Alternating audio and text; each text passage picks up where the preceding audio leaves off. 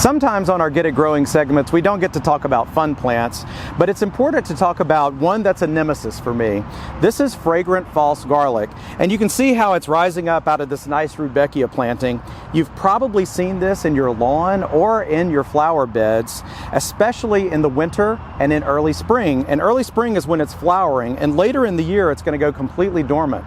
But before it goes dormant, these flowers are going to turn into these bright green seed capsules or fruit capsules that contain seeds.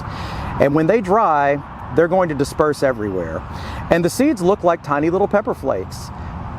One of the ways you can manage this is to simply snap this off or pull them off. When you see these rising up in your yard or in your flower beds, I just take off the flower as soon as I can. You will miss some, and later you might see those fruit capsules or the seed capsules. You could still go ahead and snap those off and make sure you throw those away. Don't just put them in a compost pile. The other way these propagate is by tiny little bulblets that form around the main bulb. So you can actually dig these out of the soil, and that's what I usually prefer to do, but you'll need to dig a pretty large area and pretty deep. And when you do that, make sure you hold tight and throw it in a bag, because you'll see all those little tiny bulblets. They look like tiny little garlic or onion bulblets. And when those fall on the ground, they'll root wherever they fall.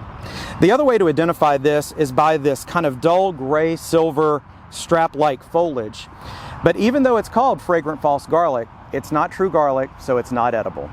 For Get It Growing, I'm Jason Stagg with the LSU Ag Center.